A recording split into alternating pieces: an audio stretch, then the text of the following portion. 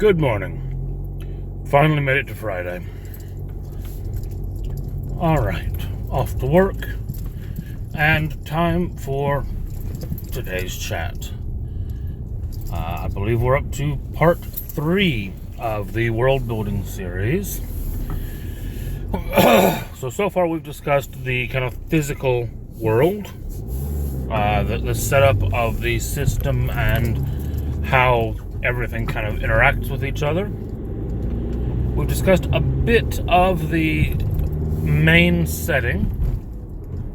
So we've got the continent and the kingdom of Aranas, which was ruled by the old king, is now ruled by the emperor. Now, I think I will go back and talk about some of the other places in the world. The mountain of the gnomes, the hill mounds of the hill dwarves, and places like that. But for today, I'm going to skip forward a bit because I actually want to talk about the emperor that I've mentioned and his regime.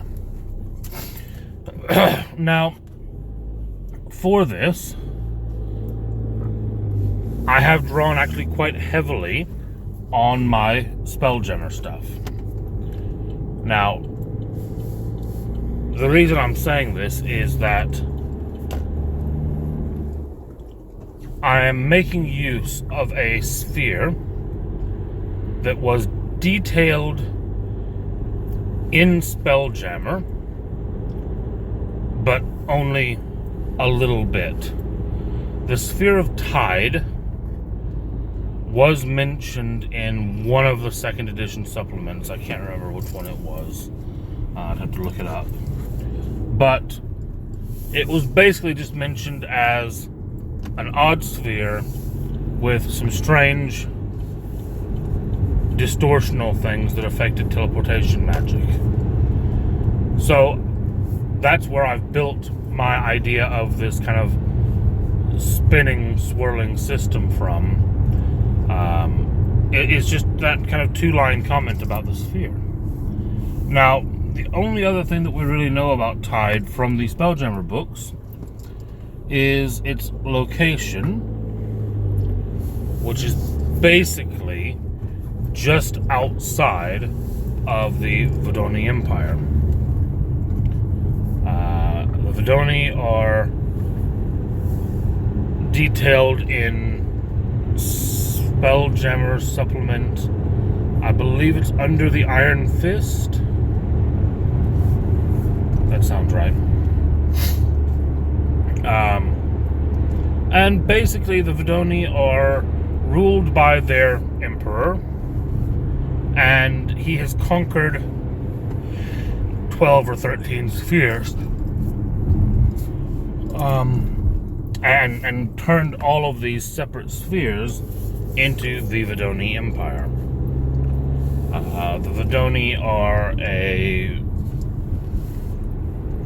race that very heavily uses shifters and lycanthropes, especially werewolves.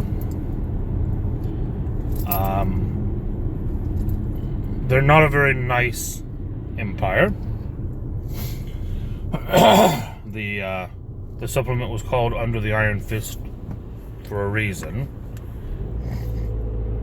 I think there actually is a comment in there about Volkedin's Iron Fist being iron in name only, because in fact it was more like mithril.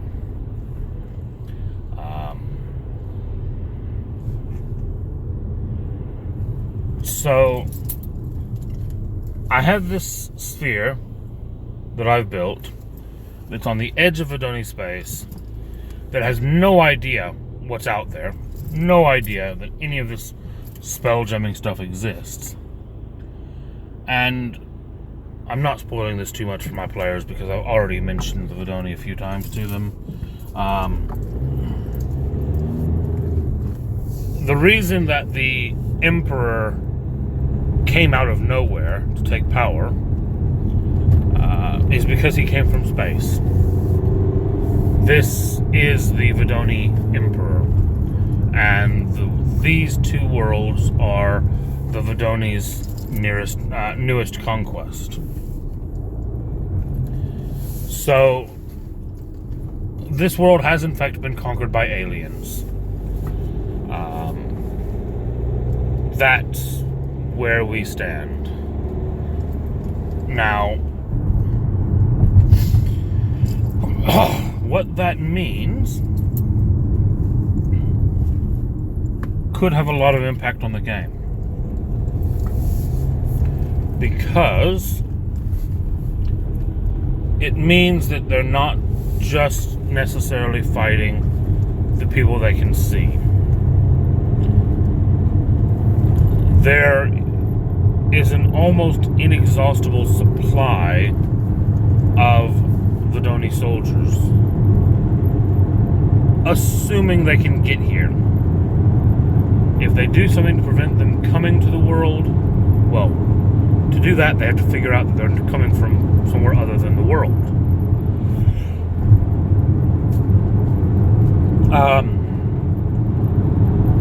But yeah, it should add for an interesting dynamic, because these people have no idea about space travel. No idea. They understand crossing between worlds, but to them that means once every 20 years when they get really close together and you can kind of jump across. The idea of actually leaving your world to travel to another, they've never encountered it. It's never been part of their mythos at all. But the Vidoni have now come. The Emperor has taken the throne. And basically what happened there was... excuse me.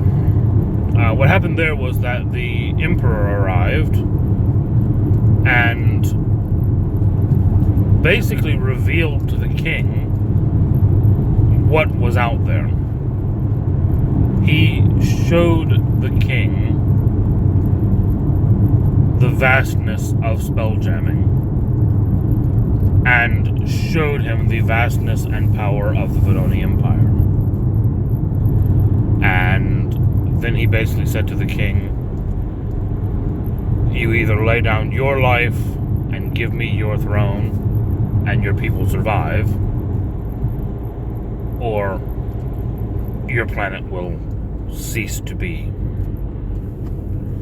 And faced with the enormity of that statement, the old king surrendered, because it was less of his people's blood being spilled.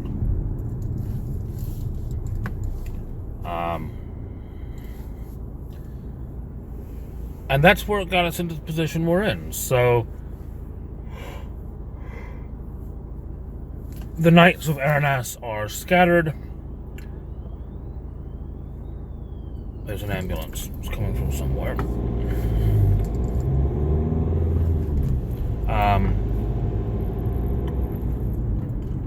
And the black armored Vidoni guards now walk the streets. There are a lot less of them on Ranmore, the second world. Ranmore is also a lot less populated than Tarmor, so they figured they needed less of them there. That does mean that our players, our characters, will have a lot more freedom to move around while they're on Ranmore. It's not like it's going to be safe, because Ranmore does still bow to the Emperor. They do still have the Emperor's laws. There's just a lot less people enforcing them. And that's probably going to become a key point, is them figuring out who will enforce laws and who won't.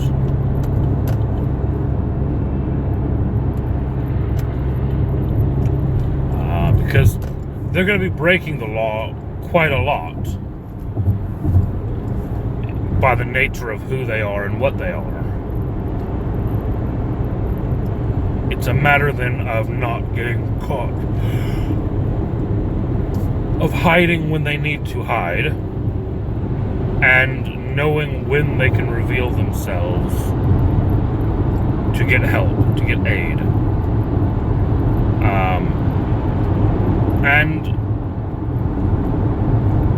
I'm kind of envisioning that the early levels of the game are going to be about them going around, helping people that need help, finding allies who can possibly help them, and building up their power on Ranmore before they make their way over to Tarmor. That's kind of how I envision the first few levels going. The way that I've got it timed out, they have a year before the worlds meet. That means 1 year in game time to level up on the easy world before they make their way over to the other world. Because obviously something that they would be aware of is whenever they reach Tarmor, if they're traveling by the tower, which at the moment is the only way they know to travel, the Tower of World Meet in Aranas is in the middle of Volkedon's capital city. It's literally right next to his castle. Which means that either when they go to Tarmor a year from now, they have to get down the tower and sneak away without anyone noticing that they've gotten onto the world, or they have to sneak. They have to go down the tower and immediately attack. Now, depending on how much they've powered up in a year, I don't know. It will be up to them.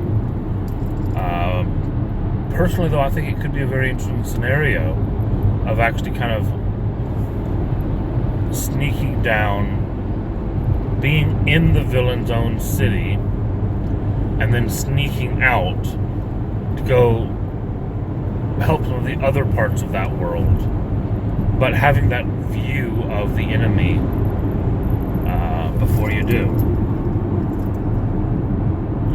So we'll see how it goes. Anyway, I'm making good time. I'm almost to work this morning, and I'm going to go ahead and finish today's video here. Like, subscribe, all that stuff.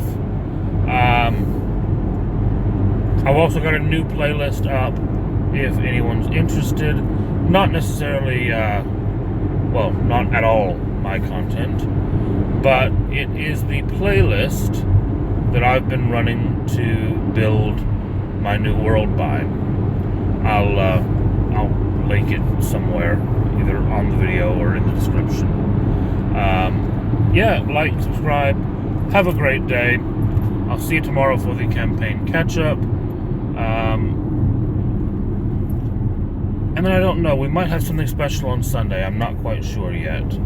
Stay tuned. Have a good one.